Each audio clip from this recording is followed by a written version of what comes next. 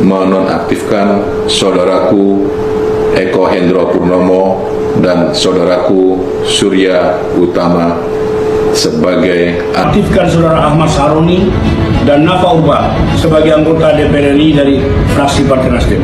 Buntut dari ucapan dan statement para anggota DPR yang memantik pergolakan di Jakarta dan mulai meluas ke seluruh daerah, kini menjadi buah pahit yang harus dipetik masing-masing pelaku.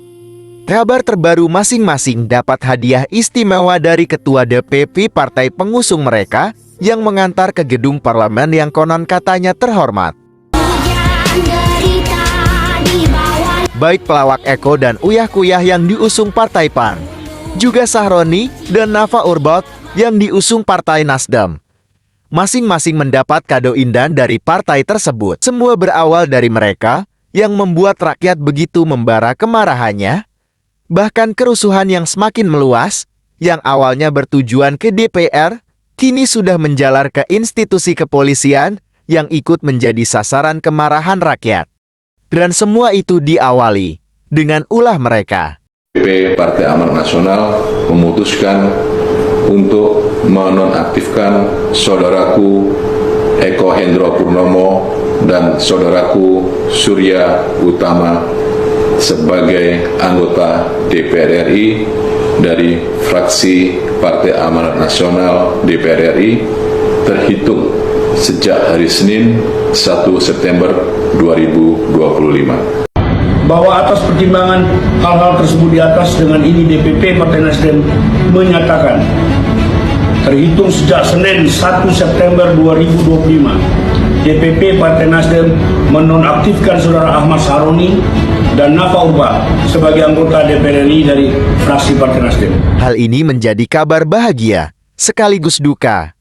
Bahagia karena orang yang sudah memantik prahara di Indonesia ini sudah mendapat kado istimewa, dan dukanya adalah karena negeri ini sudah terlanjur menjadi arena kemarahan rakyatnya sendiri.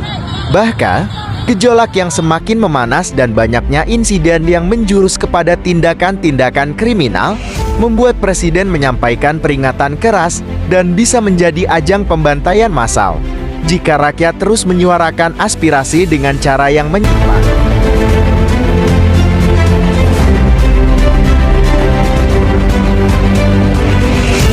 Kepada pihak kepolisian dan TNI, saya perintahkan untuk mengambil tindakan yang setegas-tegasnya terhadap segala macam bentuk pengerusakan fasilitas umum, penjarahan terhadap rumah individu ataupun tempat-tempat umum atau sentra-sentra ekonomi. Ibarat nasi sudah jadi bubur, apa yang sudah terjadi tak mungkin bisa diulang. Indonesia kini berduka, rakyat jadi hakim dan eksekutor. Aparat dipaksa berbuat kejam, jika mereka diam, mereka akan jadi korban. Dan semua itu terjadi karena ucapan dari manusia-manusia congkak dan sombong. Memuja harta melupakan kodrat. Peristiwa ini bisa jadi pelajaran buat siapa saja. Kalau ucapan yang tidak didasari akhlak dan etika bisa menghancurkan diri sendiri dan orang lain. Semoga prahara ini bisa cepat mereda dan Indonesia kembali normal lagi. Amin.